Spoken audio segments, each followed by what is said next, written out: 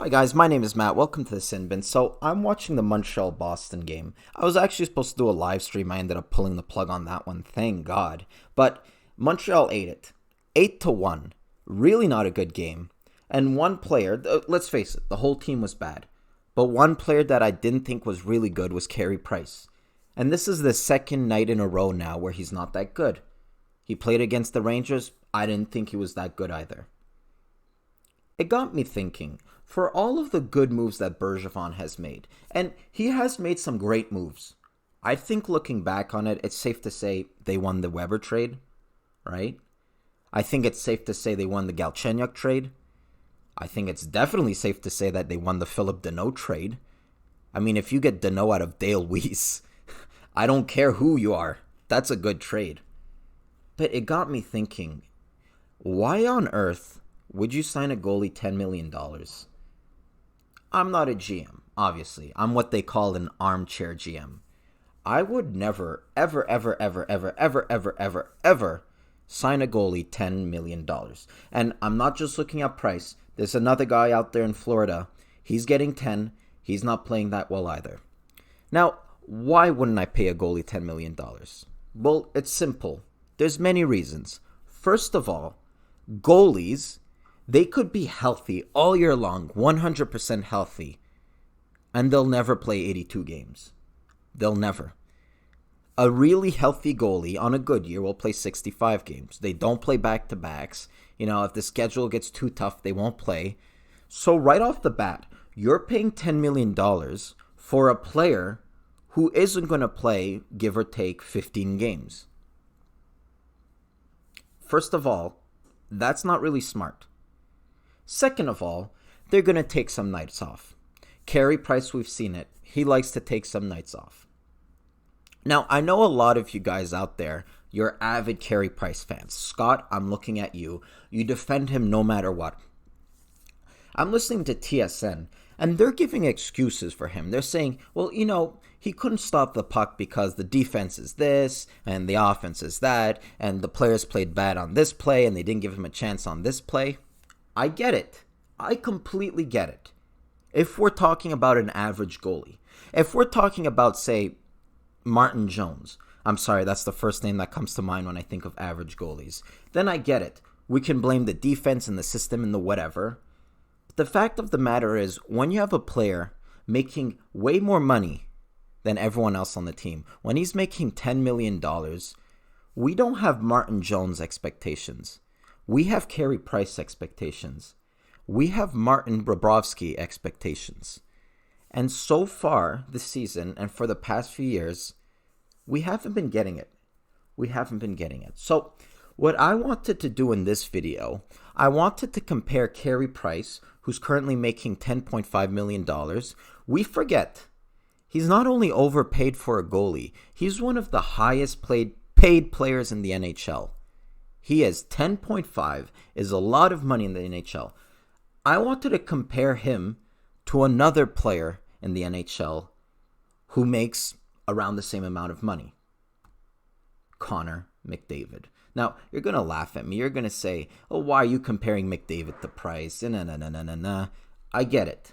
They're different players. They play different positions. But when you really think about it, they both won Hart trophies. They both won respective trophies. Carey, he won the Vezina. McDavid won Art Ross. They're very accomplished. But most importantly, they make almost the same amount of dollars.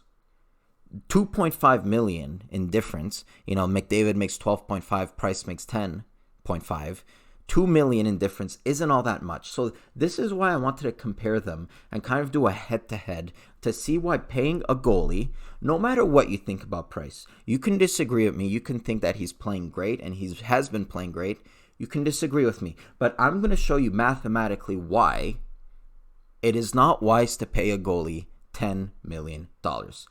Let's start with Price here. So he makes $10.5 million per year. He will until the year 2025-2026. As I mentioned previously, goalies, even if they're healthy, even if they're, no injuries whatsoever, they're going to play around 65 games per year. And take that with a grain of salt because Carey Price does have an injury of getting fatigued, getting injured, that knee, what have you. Out of those 65 games, they're not all going to be great games. There's going to be a few duds. Boston was a dud. New York Rangers were a dud. So I went to Carey Price's game logs and I erased the games where he had a save percentage below 900. I think that is extremely lenient, but for the sake of argument here, I considered games where he got below 900 a bad game. And with that into account, he had 20 bad games. Now, if you do the math and the algebra, Carey Price makes $230K per good game. Imagine he plays one good game and he gets a doctor's salary, maybe even more than a doctor. So let's take that into account. $230K per good game. Let's compare him to what McDavid makes, who again, different player, different position, I get it, but they do have similar salaries. McDavid makes $12.5 million a year. He'll play a full 82 games per year. You can look at his rookie season where he got injured, but he hasn't really sustained any major injury since then. So I'm going to say he plays 82 games per year. Now, with McDavid, I tried to come up what's a bad game, and I considered it games without a point. That is very severe. It's not lenient at all, but again, for sake of arguments, going through his log, I think there's a year he had like 20 games without a point. There's another year where he had 15 games without a point. I split it down the middle. I said 17 games. And when you do the algebra, he comes down to $192,000 per good game. 192K versus 230K. So you end up paying Price more per good game. That is so much more money compared to, quote unquote, the best player in the world. Look, guys, I don't think it's really wise to be paying a goalie that much. There's also many other reasons. If you take a player that makes $10 million and a player that makes $7 million, there's a huge difference there. For some reason with goalies, a $10 million goalie, for example, Bobrovsky, and the $6 million goalie, for example, Freddie Anderson, that gap isn't as big as with players for some reason.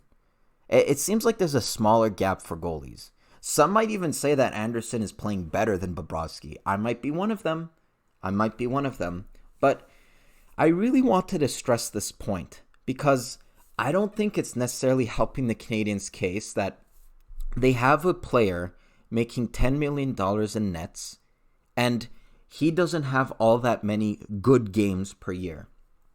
That's a lot of wasted money that can go to acquiring, what have you, a defenseman, a centerman, whatever it may be. So that also got me thinking, there's an expansion draft coming. Where is it? Seattle. By the way, this isn't really their uniforms. I think I just got it off internet. But why do I bring that up, the Seattle thing? Because Carey Price's wife, do you guys know where she's from? She's from Kennebec, Washington, which is approximately 3 hours from Seattle. If Price keeps playing the way he is, and again, he's not playing bad. If he's making Jimmy Howard or Martin Jones money, no one's complaining about Price, but it's the fact that he's making $10 million. If he keeps playing the way he is, some games he's great, some games he's not that great, the inconsistency, I wouldn't be surprised come the expansion draft, the Canadiens decide to not protect him.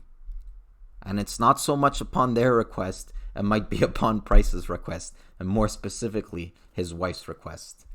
I just look at it right here. Where's it? She definitely wears the pants. I hate to say it, she definitely wears the pants in that relationship. So again, this video wasn't necessarily to shit on Carey Price. In fact, I really fucking love the guy.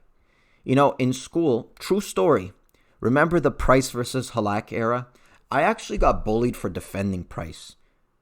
I went to French school, they would say, oh, you like the English goalies, you Englishmen, you like the Cowboys. I said, guys, listen, he's a great goalie. He's a great prospect.